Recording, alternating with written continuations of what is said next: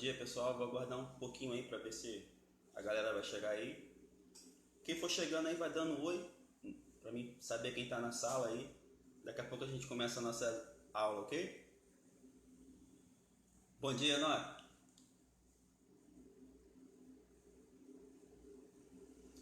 Enquanto isso, eu vou botar um louvorzinho aqui.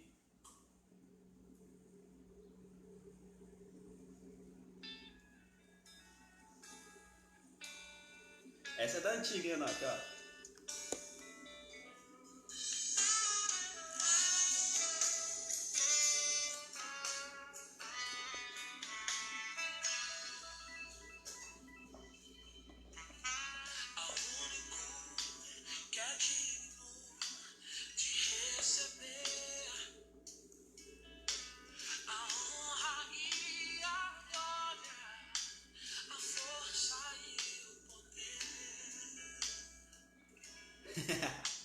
Louvorzinho.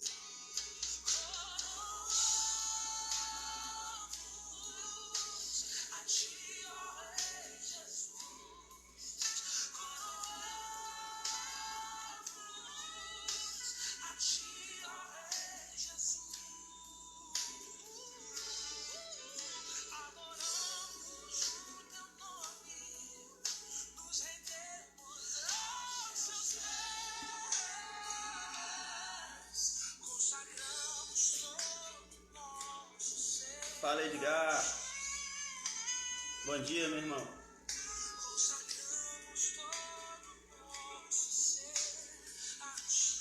Como é que vocês estão, cara? Essa pandemia doida aí que deixa todo mundo trancado. Como é que vocês estão? Estão tudo bem, pessoal?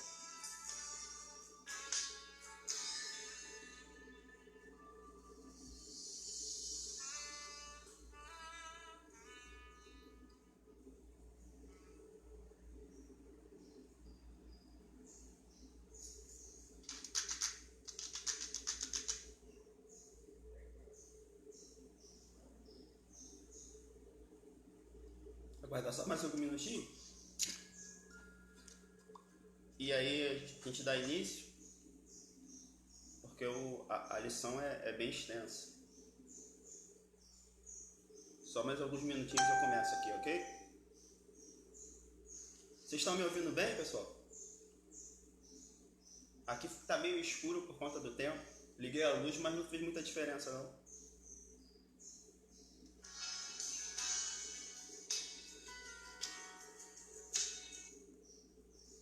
Amém, amém. Vi tua live ontem, cara. Que live, velho.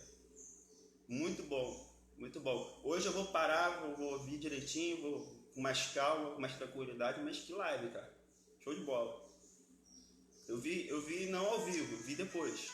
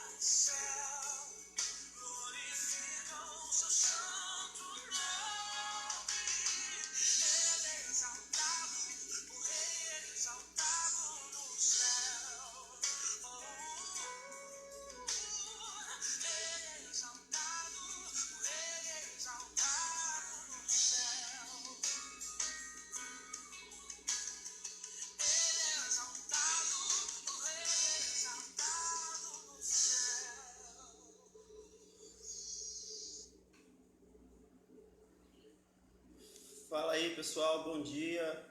Pra quem não me conhece, eu me chamo Alan. Só tô abrindo a lição aqui, por isso que eu tô olhando pro lado.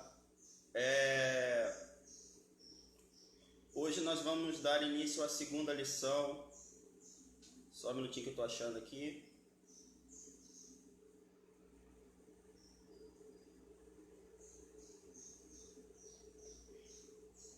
Que o tema de hoje é um tema que mexe muito comigo, porque ele me mostra a origem do evangelho para nós, né, não judeus, que é a universalidade da obra de Cristo.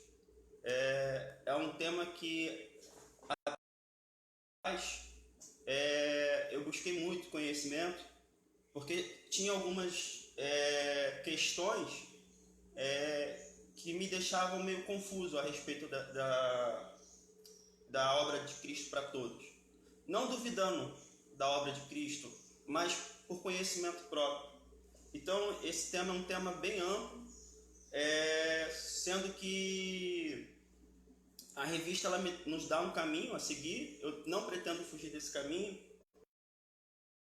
Extrema importância para todos nós. O conhecimento do início da pregação aos gentios, aos não-judeus. Ok? Antes de começar a aula, se vocês tiverem alguma dúvida, se vocês tiverem alguma opinião, pode colocar aí nos comentários, que eu vou estar lendo aqui, tá? Uma opinião diferente, vocês podem ficar bem à vontade. Eu queria saber se vocês estão me ouvindo bem, se vocês estão conseguindo me ver. Se vocês estiverem ouvindo bem, me dê um joinha aí, ou um ok, para saber se está tudo bem com a conexão. Então, vamos lá, pessoal. Vamos começar a aula. O texto, ele começa... A lição, ela começa nos dizendo que o homem de Tarso tornou o homem de Nazaré matéria de culto no mundo inteiro. Ele compreendeu melhor... valeu, Enoque. Ele compreendeu melhor que ninguém que a obra de Jesus tinha dimensão universal, né? Aqui o texto está falando de Paulo. A revista ela fala sobre a vida de Paulo. Domingo passado tivemos a aula com Felipe sobre a conversão de Paulo, que é outro texto que eu acho fantástico na Bíblia. A Bíblia tem vários textos, mas um dos meus preferidos é a conversão de Paulo e Estevão, que incrivelmente estão ligados um ao outro. Saulo começa a aparecer ali na morte de Estevão. E hoje a lição ela traz a respeito do entendimento de Paulo sobre o Evangelho sendo um Evangelho universal, sendo um Evangelho para todos, ok? Então nós estamos estudando hoje o que seria o início da igreja. Jesus escolhe seus discípulos, eles caminham com ele. Jesus, historicamente, reduzindo bem a história, Cristo morre, ressuscita, passa um tempo com seus apóstolos e aí ele sobe para o céu. Então, daí os apóstolos começam a pregar o Evangelho, começam a pregar a palavra de Cristo. Então, nós temos aqui um conceito histórico, se nós voltarmos na época, do novo, algo novo, ok? Então, os apóstolos começam a pregar, alguns judeus começam a crer que Cristo era o Messias, então eles se batizam, se convertem, se batizam. Os judeus ortodoxos começam a olhar aquele grupo crescer e aquele grupo começa a ter uma conotação de seita, né? Porque era algo diferente, totalmente diferente da cultura judaica da época. Então aquilo ficou com aversão aos olhos dos judeus. Um ponto interessante que a lição nos traz no início é sobre a origem de Paulo. Paulo, ele era fariseu, tá? Ele mostrou aptidão como criança, ele foi estudar, ele teve um tutor. Então, dentre todos os discípulos de Jesus, nós tínhamos médicos, nós tínhamos um contador, cobrador de impostos, né? Tínhamos pescadores, mas nenhum conhecia tanto a lei judaica como Paulo, ok? Fariseu para a gente hoje em dia tem uma conotação diferente, porque por conta de Mateus 23, né? Desculpa, gente, estou com... os fariseus hoje para a gente tem uma conotação diferente, mas na época, os fariseus eram um grupo de homens judeus que estudavam a lei, a Torá, tá? E eles queriam fazer valer a lei, ok? Isso é bem interessante. E aí nós damos início o primeiro tópico da lição, tá ok?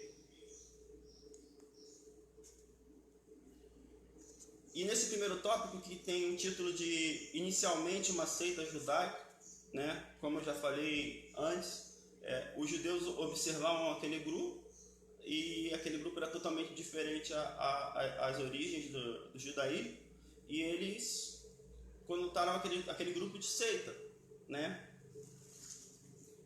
E aqui nós temos, no início do primeiro título,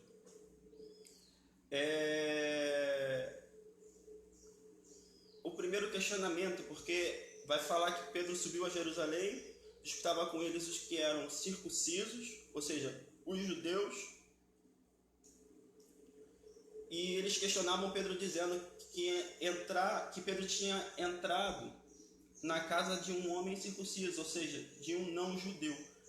A igreja aqui no início, ela estava se iniciando, correto? Então havia uma grande confusão de como deveria fazer, o que deveria fazer, o que não deveria fazer.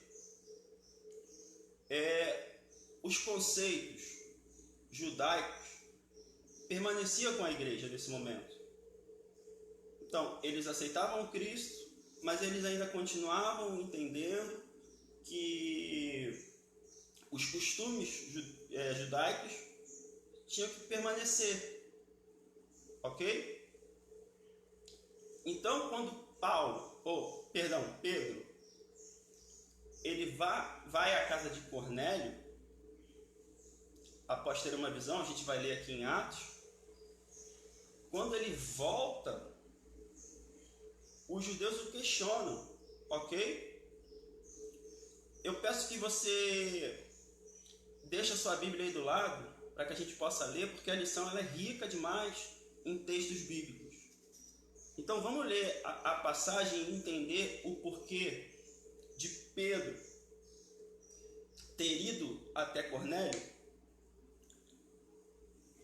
Pega a sua Bíblia que está aí. Vamos abrir em Atos 10, versículo 9.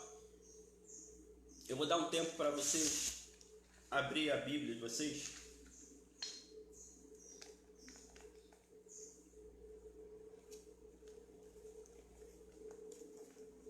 Diz assim a palavra de Deus: no dia seguinte, quando os mensageiros de Cornélio se aproximaram da cidade, Pedro subiu ao terraço para orar. Era cerca de meio-dia e ele estava com fome. Enquanto a refeição era preparada, entrou num êxtase. Viu o céu aberto e algo semelhante a um grande lençol ser baixado por suas quatro pontas. No lençol havia toda espécie de animais répteis e aves. Então uma voz lhe disse: levante-se, Pedro, mata e coma. De modo nenhum, Senhor, respondeu Pedro, jamais comi coisa alguma que fosse considerada impura e imprópria. Mas a voz falou novamente: não chame de impuro o que Deus purificou. As mesmas visões se repetiu 3 vezes. Então, subitamente, o lençol foi recolhido ao céu.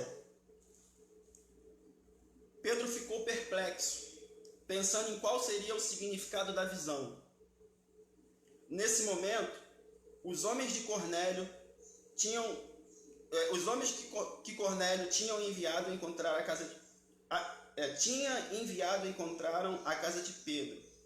Eles se aproximaram do portão e perguntaram se estava hospedado ali Simão, também chamado Pedro. Apesar de Paulo, né, a lição nos traz Paulo, a vida de Paulo. A Bíblia nos mostra que o universalismo da obra de Cristo começou com Pedro, através dessa visão. Pedro estava com fome, e aí ele sobe ao terraço para orar, e aí no momento da oração, como o texto que nós acabamos de ler, ele entra num êxtase, e aí ele tem uma visão. E nessa visão ele vê como um lençol, né, descendo, e aí ele vê todas as espécies de animais, quadrúpedes, répteis e aves. Né? A minha Bíblia é tá, galera? Que eu acho mais simplificado para falar um pouco. E Cristo fala com ele, olha, levante-se Pedro, mata, come, e ele fala, de modo algum, Senhor, de modo algum, jamais comi algo impuro, né? Eu estou estudando um pouco do Antigo Testamento, e aí, se você pegar ali depois do Êxodo, Levíticos, você tem ali as leis, então ele tem ali as ordenanças do que se pode e o que não se pode comer, né? E por isso que quando o lençol baixa e Pedro vê aquelas que eram consideradas impuras perante a lei, e a voz manda ele matar e comer, e ele automaticamente ele recusa, né? Porque as leis não permitiam que ele comesse aquelas espécies de animais, né? Ou seja, a lei ainda estava entranhada neles, tá? E o conceito de falar, né, voltando à lição, de ir, de falar, de sentar à mesa e comer com um não-judeu era proibido. Por isso que o texto nos mostra que a igreja, né, ela dá como circuncisos, os judeus criticam Pedro por ter ido à casa de Cornélio. E o mais interessante é que se você continuar lendo Atos, né, você vai perceber que Pedro, ele foi à casa de Cornélio porque o Espírito Santo, o Espírito fala com ele para ele ir, porque então Pedro deveria seguir aqueles homens até a casa de Cornélio. E chegando à casa de Cornélio, olha o que diz o versículo 28 de Atos 10. Pedro lhes disse: vocês sabem que nossas leis proíbem que um judeu entre num lar gentil como este, ou se associe com os gentios. No entanto, Deus me mostrou que não devo mais considerar ninguém impuro ou impróprio. Para analisar a questão. Não era permitido o judeu, como nós falamos, se associar com o gentil ou entrar na casa de um gentil perante a lei. Pedro segue uma nova linha da nova aliança de Cristo, ok? Pedro andou com Cristo. Pedro prega aquilo que Cristo ensinou. Mas quando Cristo manda Pedro ir na casa de um gentil, a lei que está entranhada dentro faz Pedro ir, mas chegando lá, falei com ele, cara, você sabe que está errado, eu vim aqui, né? Eu só vim porque Cristo mandou, mas, né? Ou seja, o novo causou estranheza, Pedro. Ele vai, ele obedece, mas ainda assim, no seu coração, aquilo causa uma certa repulsa. Nós estamos falando de um apóstolo que andou com Cristo, ok? Pedro era meio, como eu posso dizer, ele tinha umas atitudes meio enérgicas. Pedro não pensava muito, não. Assim, sabe? Nas atitudes dele, a Bíblia não mostra que ele era um pouco enérgico demais. Uma referência disso é quando ele corta a orelha do soldado lá e Jesus fala, calma, cara, não é assim não, calma. Tá? Então, mesmo Pedro andando e conhecendo e depois a ascensão de Cristo, ele dando a continuidade do Evangelho, né, de Cristo, é mostrado no momento de êxtase uma visão, ele entende que ele tem que ir na casa de Cornélio, ainda assim no seu íntimo, aquilo lhe causa um pouco de repulsa. O novo incomodou Pedro, a ponto de ele dizer pro cara, não era para mim estar aqui não, só vim porque Deus mandou. E muitas das vezes, gente, nós como igreja, o novo incomoda. O que é novo, o que sai das nossas tradições, nos causa também repulsa, nos incomoda, ao ponto, muitas das vezes, eu já vi situações de ver que o novo incomoda tanto ao ponto das pessoas se contorcerem, ficar, sabe, e balançando a cabeça negativamente. Lógico, a gente vai para a Bíblia, está na Bíblia, ok, é novo, mas ok, está na Bíblia. Não está na Bíblia, aí já é outra história. Tá? Seja em qualquer tipo de ministério, o novo traz repulsa. Eu sou um cara que eu fui militar durante muito tempo, e o que me fazia seguir naquela época como militar é que não tinha novidade, a gente tinha um padrão para seguir. Então a gente tinha que permanecer naquele padrão. Não tinha o que inventar. O militar ele não inventa, ele segue ordens. E o novo, depois que eu saí da vida militar, eu ainda criei uma resistência do que é novo. Por exemplo,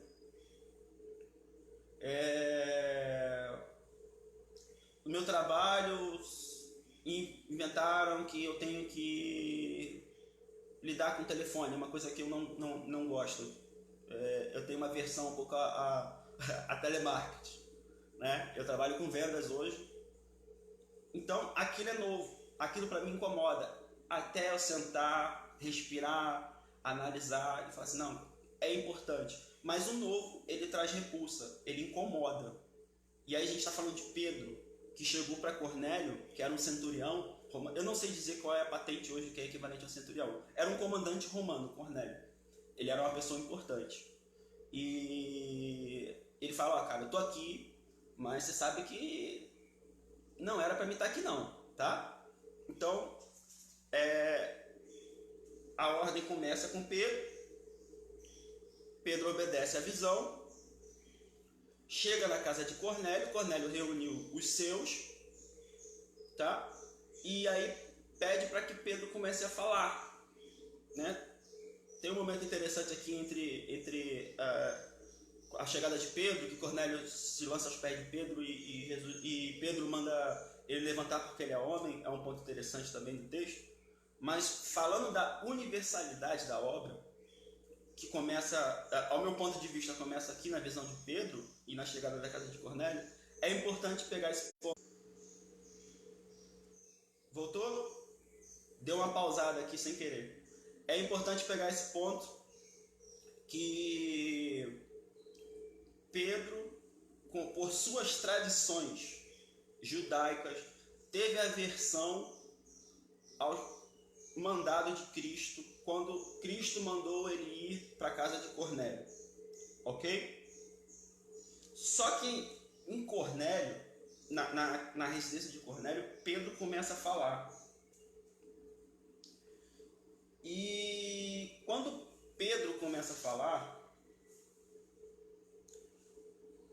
começa a ter manifestações do Espírito Santo. E isso a gente percebe e visualiza no versículo 44 de Atos. Vamos ler junto? Pega a sua Bíblia aí, vamos ler. Tem bastante conteúdo.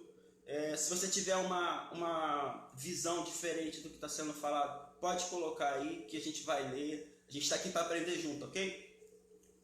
O versículo está em Atos 10, capítulo 10, versículo 44. Olha o que acontece quando Pedro está falando do evangelho na casa de Cornélio. Versículo 44. Enquanto Pedro ainda falava, o Espírito Santo desceu sobre todos que ouviam a mensagem. Os discípulos judeus que acompanhavam Pedro ficaram admirados que o dom do Espírito Santo também fosse derramado sobre os gentios. Olha que interessante.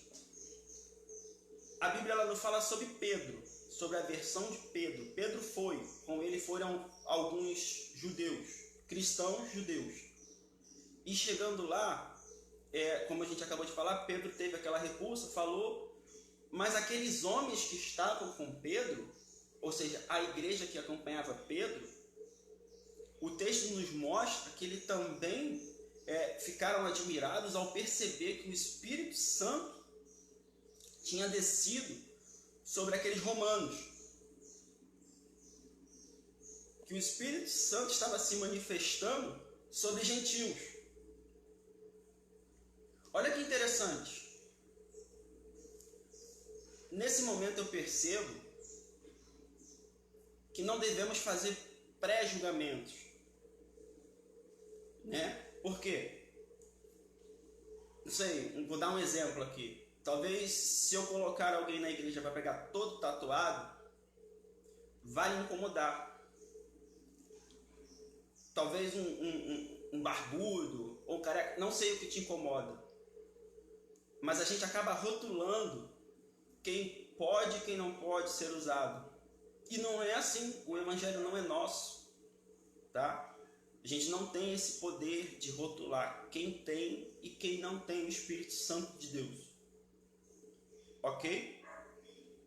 Então estejam preparados para o novo, tá?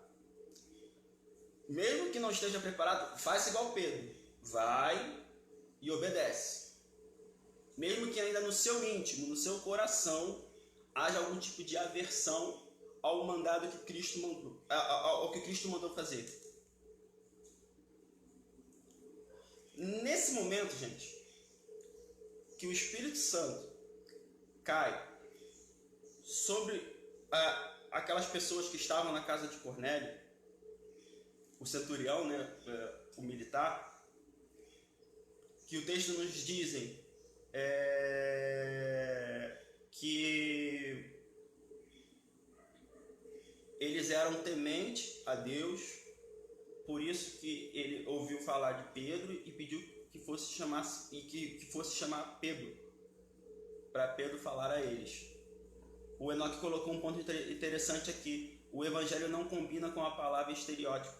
Verdade, verdade. E muitas das vezes nós cristãos colocamos, rotulamos quem pode e quem não pode ser usado. Deus usa quem Ele quer, da maneira que Ele quer, na hora que Ele quer, para falar com quem Ele quiser. Deus é Deus, Ele não precisa da nossa opinião. Ok? Por isso que temos que estar atento ao Espírito Santo falar. Porque Pedro teve aversão, mas quando o Espírito falou com ele, para ele ir, ele foi. Ok? Nesse momento que o Espírito Santo cai sobre aquela casa, tudo muda. Tá? Tudo mudou. Porque agora os gentios estavam recebendo sobre eles o Espírito Santo. Ou seja, eles também tinham direitos espirituais, tá? Eu olho para o lado aqui porque eu tenho uma colinha aqui, porque senão o assunto é bem amplo e eu acabo fugindo da lição. E aí, olha a continuidade do texto. Vamos ler o 47 e o 48, ok? Olha o que acontece depois. Pedro falando: pode alguém se opor que eles sejam batizados, agora que, como nós, também receberam o Espírito Santo? Pedro questiona a igreja que está ali com ele, ok? Então ordenou que fossem batizados em nome de Jesus Cristo. Depois eles pedem que Pedro fique alguns dias com eles para falar, dar continuidade à ministração, né, sobre o Evangelho. Então, nesse momento, as coisas mudam. Porque, primeiro, Pedro tem a visão de que ele tem que ir à casa de Cornélio. Pedro, sendo judeu, teve uma repulsa. Obedeceu, foi. Chegando lá, falou que não deveria estar lá. Só foi porque Cristo mandou. Ok? E aí ele começa a falar. Só que em um determinado momento, o Espírito Santo cai sobre aquelas pessoas que estavam na casa, que estavam ali pronto para ouvir, familiares de Cornélio e tudo, ok? As coisas mudam, tudo toma um ponto de vista diferente, ok? Então, se a gente pegar esse contexto, historicamente, pro povo judeu, aquilo era tudo novo, né? Já vimos que a cultura estava entranhada dentro deles. Então começa uma grande confusão. Como devemos agir? Como vamos agir? Porque a igreja, que era reunida apenas por judeus, começa a receber gentios, pessoas de cultura e de costumes diferentes. E aí começa uma grande discussão dentro da igreja. Devemos colocar em prática os preceitos judaicos para esses gentios?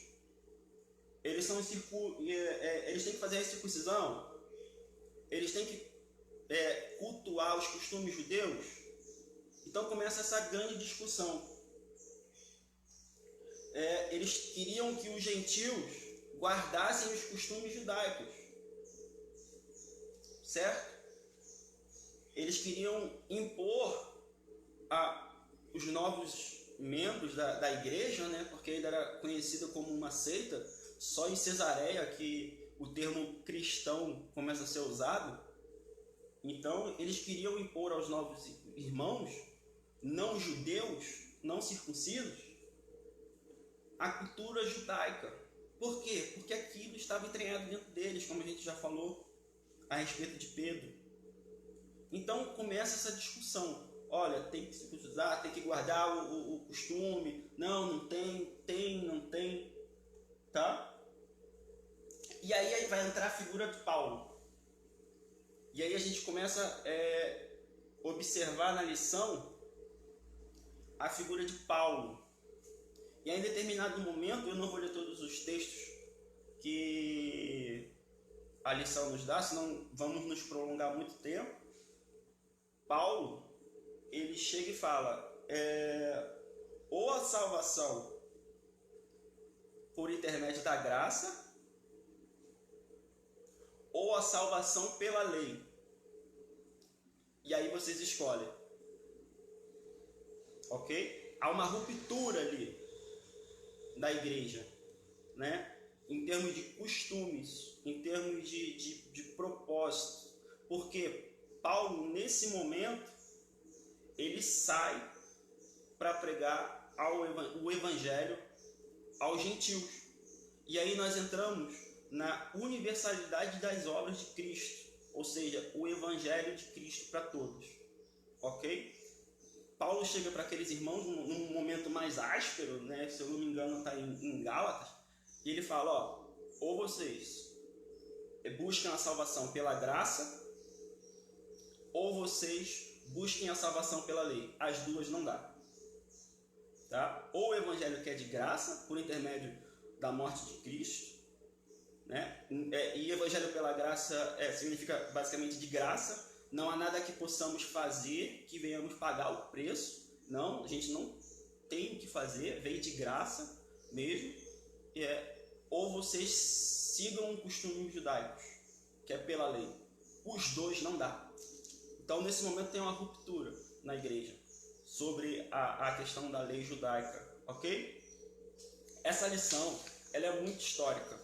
Então, a gente tem que se aprofundar um pouco e quando eu digo um pouco mesmo, no início da igreja, para tentar entender um pouco a mensagem que foi passada na segunda lição da revista Palavra e Vidas, da vida de universalidade da obra de Cristo. Então, até o momento nós falamos que a introdução nos diz que Paulo, sendo judeu ortodoxo, sendo fariseu, conhecia muito bem as leis judaicas. O fariseu ele tinha essa preocupação de fazer cumprir as leis. Paulo era um mestre da lei, podemos dizer assim. Esse homem, como foi passado na primeira lição, sendo Saulo ainda, se converte, né? E aí ele é chamado de Paulo, e por conhecer de fato a lei, ele entende a universalidade do Evangelho. Então, Paulo vai fazer missões. Paulo sai para pregar o Evangelho.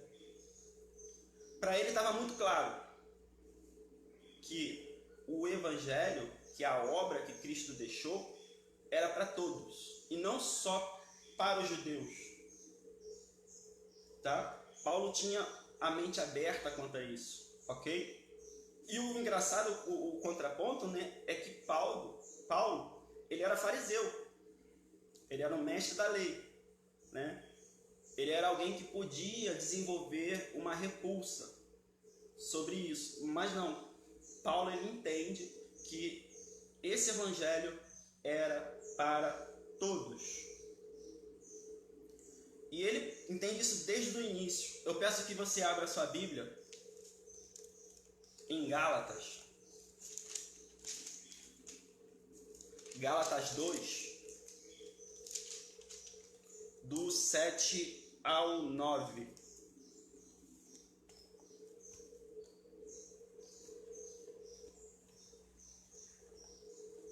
Gálatas 2, 7 ao 9. Eu peço que você fique com a sua Bíblia aí do seu lado. É importante você estar aqui pesquisando, lendo junto comigo, vendo a veracidade da palavra, do conceito que nós estamos estudando. É importante você estar com a sua Bíblia ali. Se você tem alguma visão diferente do que está sendo dito, se você tem um ponto de vista interessante ou que você queira expor, coloca aí nos comentários que a gente vai ler aqui. A gente não está aqui para, a gente está aqui para aprender junto, tá? Então, só um ponto. Quando as pessoas compartilham a página, por alguma questão, o Facebook ele não me traz os comentários, né? Então, se você está visualizando por outra página, porque alguém compartilhou, eu não tenho acesso aos seus comentários, infelizmente.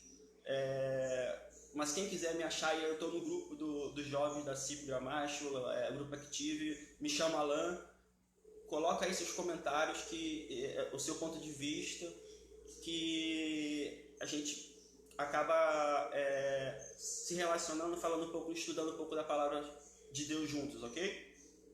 Então, vamos lá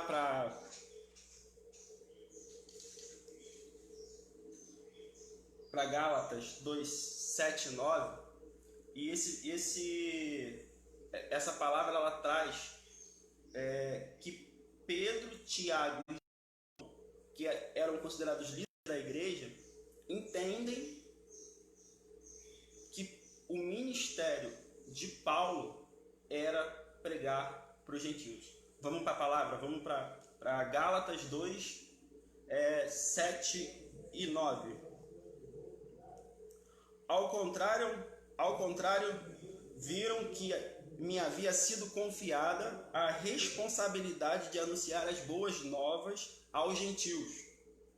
Assim como Pedro tinha sido confiada a responsabilidade de anunciar as boas novas,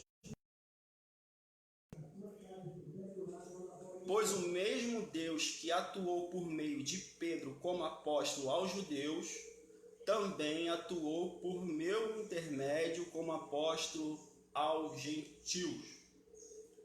Então, ali você tem a figura dos líderes da igreja que algumas bíblias traz, em algumas versões, que era Tiago, Pedro e João. Eles observam Paulo e eles entendem e compreendem que Paulo foi chamado unicamente para pregar aos gentios. Ou seja, para Paulo estava claro e para os discípulos também.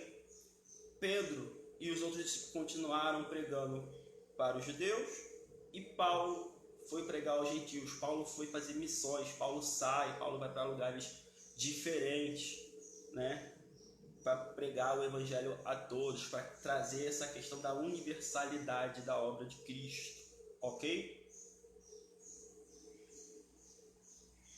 Então, qual é a única vantagem, tá, dos judeus sobre os gentios? A lição ela vai nos trazer que a única vantagem que os judeus tiveram sobre os gentios, quando Deus faz a promessa ao patriarca lá Abraão, lá em Gênesis, que a única vantagem que eles tiveram foi que eles receberam primeiro os oráculos divinos, tá? Eles receberam primeiro a revelação da obra que Deus queria fazer. Essa é a única questão na visão de Paulo sobre os judeus entre os judeus e os gentios. Os judeus, Paulo diz que foram os primeiros a receber os oráculos divinos. Só que Paulo ele nos traz uma questão interessante.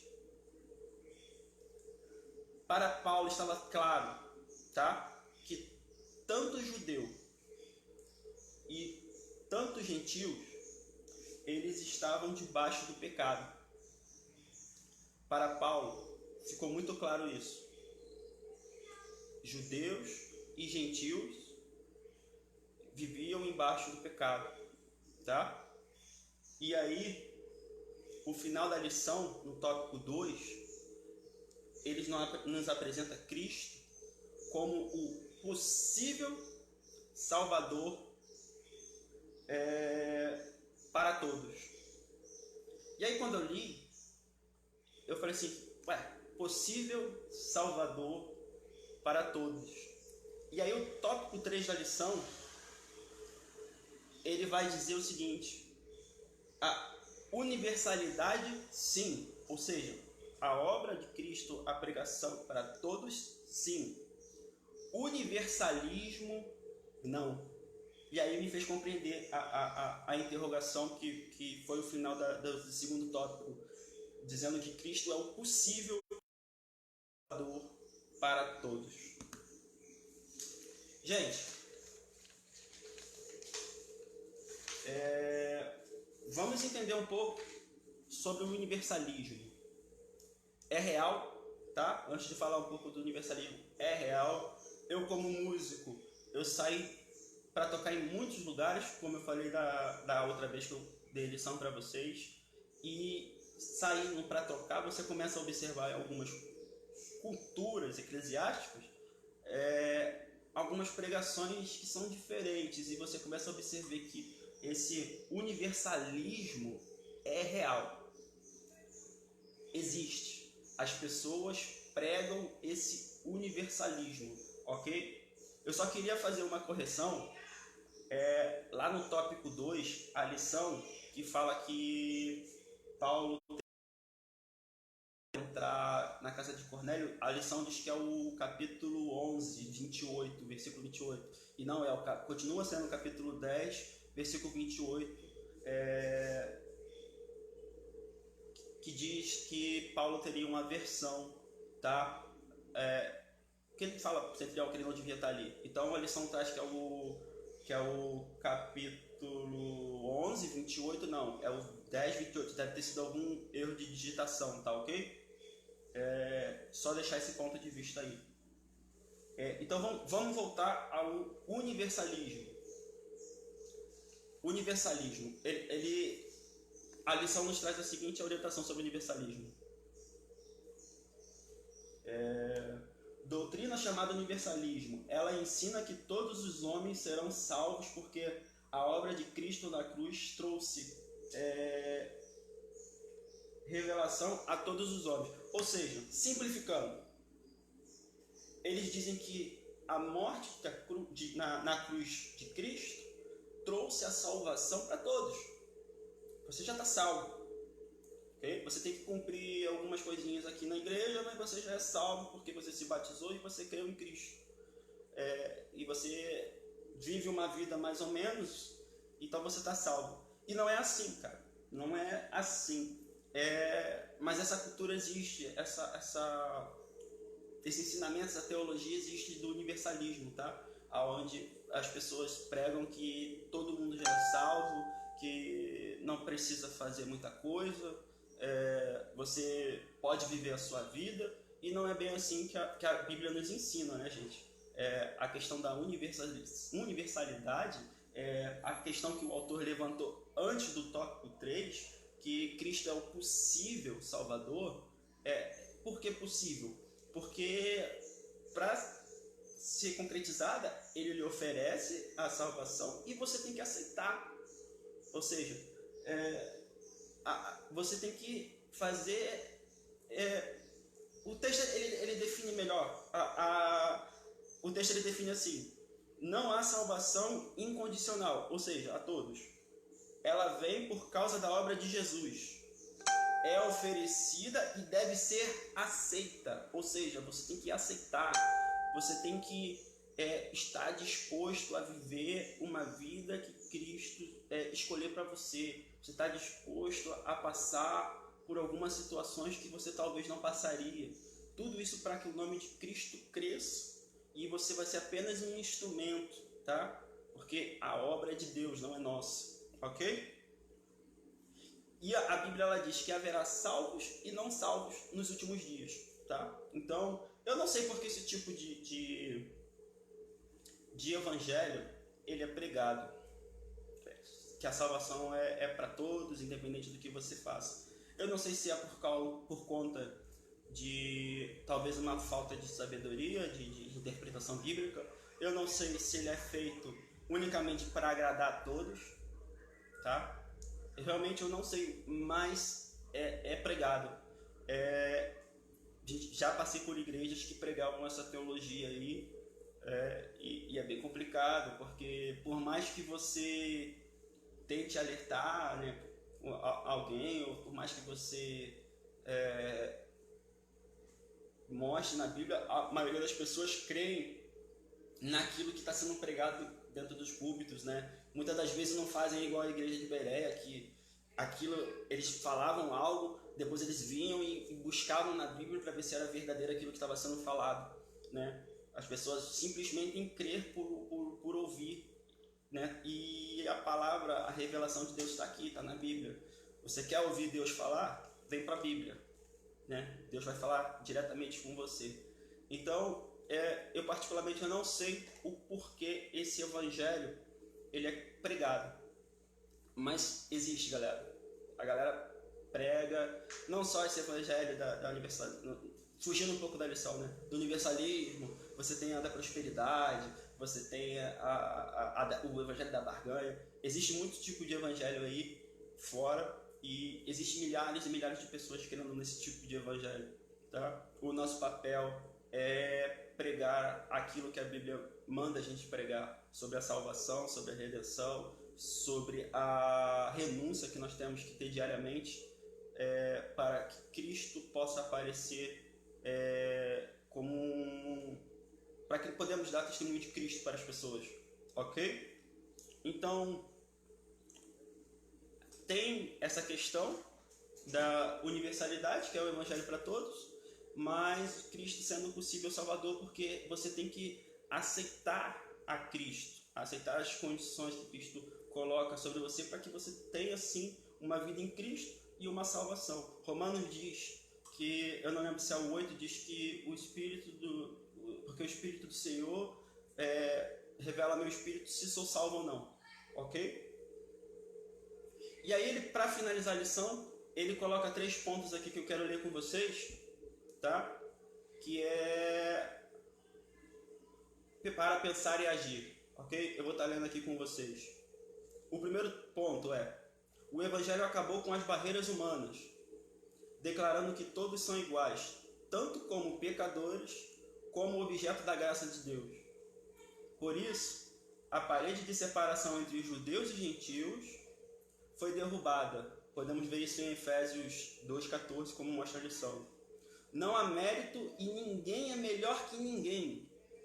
a Bíblia fala que devemos considerar o outro superior a nós. A salvação é obra da graça, ou seja, não há nada que você possa fazer, não há nada que você venha fazer pessoalmente, ministerialmente. Você pode inventar um jejum aí louco, e não há nada que você faça que pague o preço da salvação. Ela é de graça, ok? Não é por caridade, não é nada, pela graça, ou seja, de graça. Tá? O tópico 2, a universalidade do Evangelho significa que só há salvação pela graça e por meio da fé em Jesus, como também está em Efésios capítulo 2, 8 e 9 versículos. Ninguém pode ser salvo a não ser por Cristo. A igreja de Jesus precisa de visão evangelística e missionária, tá? É um ponto importante. Paulo, ele entende que o evangelho também é para os gentios, tá? E ele sai para pregar o evangelho, tá? Ele vai pregar o evangelho. Tem um ponto interessante sobre a questão do evangelho para todos, que eu acabei deixando de passar, mas eu lembrei agora. Em Gálatas, quem tiver a Bíblia aí, abre Gálatas rapidamente, capítulo 3, versículo 8. Olha que interessante. Capítulo 3, versículo 8, ok? Diz assim: as escrituras previam esse tempo em que Deus declararia aos gentios justo por meio da fé. Ele não anunciou essas boas novas a Abraão, ele anunciou essas boas novas a Abraão há muito tempo, quando disse: todas as nações da terra serão abençoadas por seu intermédio. Ou seja, Deus já havia declarado a Abraão lá em Gênesis que todas as nações da terra seriam abençoadas por intermédio de Abraão, ou seja, por intermédio da nação que viria de Abraão, os judeus, o povo escolhido de Deus, o povo separado. Então já era predito lá em Gênesis, e aqui a gente está falando mais ou menos de 4.000 anos de história, que as nações do mundo seriam abençoadas através de Abraão. Já era predito lá em Gênesis que o Evangelho alcançaria a todas as nações por meio da graça, por meio da fé. Okay? Então, talvez por Paulo ser fariseu, mestre da lei, conhecer a lei, talvez por isso Paulo tenha entendido melhor do que os outros discípulos a questão da universalidade da obra de Cristo, a questão do evangelho para todos. Esse é um ponto interessante. Paulo sabia que lá em Gênesis Deus já tinha prometido a Abraão que todas as nações seriam abençoadas por intermédio da fé de Cristo. Ok? Então talvez esse tenha sido o ponto-chave, né, na questão de Paulo entender que o evangelho era para todos. Ok? Voltemos aqui ao terceiro e último tópico. Galera, se vocês tiverem alguma visão, tiver alguma dúvida, tiver algum ponto de vista diferente, pode comentar aí, gente. Pode comentar aí que a gente fala aqui abertamente, tá? O Facebook, ele tem um lag. Às vezes demora a chegar aqui para mim a visão de vocês. E também a questão da sala sendo compartilhada por outras pessoas. Infelizmente, esses comentários não chegam até nós, para que a gente possa interagir aqui um pouco sobre a lição de hoje, ok? Terceiro, vamos lembrar que o tema central da pregação da igreja é Cristo, e Cristo crucificado, ok? Isso está lá em 1 Coríntios 2:2. Há muita pregação sociológica de conceitos humanos e igrejas mais preocupadas com a sua filosofia eclesiástica e em fidelizar, né, clientes do que anunciar que só Jesus salva. Eu acho que esse conceito aqui entra no conceito da universalismo. Deu uma queda aí, voltou, ok? E para finalizar, ele pergunta assim: ó, precisamos evangelizar, pregar as mensagens evangelísticas, realizar séries de conferências evangelísticas, né? Eu creio que nesse momento de Covid, essas conferências estão sendo muito via live, né? A gente tem visto várias conferências, vários estudos, tem pessoas que estão dando lives muito interessantes. Tivemos uma live aí do Enoque ontem, muito interessante também, né? Quem puder, ele compartilhou lá no Facebook, eu indico. A página do Active aqui, vou fazer um jabá agora, a página do Active aqui tem conteúdos extremamente interessantes, tem aulas anteriores que vocês podem estar visualizando e tirando um tempo do seu dia a dia aí para você estudar um pouco sobre a palavra de Deus, criar os seus conceitos, né? Debater conceitos. Isso é muito legal, galera. Mesmo que o vídeo seja anterior, você pode colocar seus comentários, seus pontos de vista, que as pessoas vão vir responder vocês, ok? Então, finalizando, ele diz que nós devemos evangelizar, pregar as mensagens evangelísticas, realizar conferências evangelísticas, distribuir folhetos, né? Falar de Jesus ao mundo. Nunca esquecemos que só Jesus Cristo salva. Ok, gente? Esse é o final da segunda lição, onde falamos da universalidade da obra de Cristo, da revista Palavra e Vida, que fala um pouco sobre a vida de Paulo. E a segunda lição que estudamos hoje foi a universalidade da obra. A próxima lição não há mais obras, sim a graça. Perdão, domingo que vem alguém vai estar aqui para trazer essa lição. Eu deixo esse momento um pouco aberto para que você teça aí seus comentários, coloque seu ponto de vista, o que você achou, uma experiência. Fique à vontade, eu vou dar algum tempo para vocês estarem escrevendo o que vocês acharem que vocês acharam da aula, o ponto de vista de vocês. Enfim, fiquem à vontade para estar participando aqui com a gente, ok? Eu vou colocar aqui um fundo musical enquanto é isso. Vocês fiquem à vontade, eu vou dar um tempo aqui para vocês. Tá ok?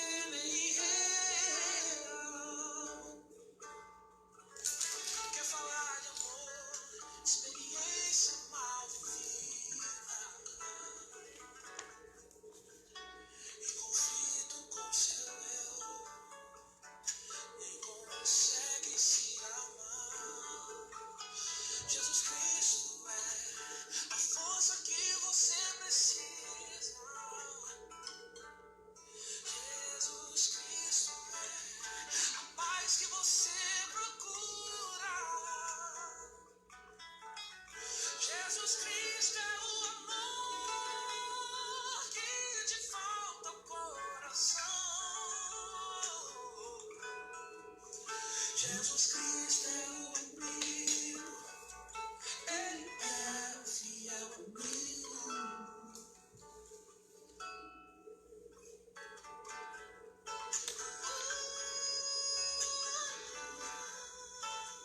Amém, irmã Luciane, amém. Que Deus possa abençoar a senhora todos os dias.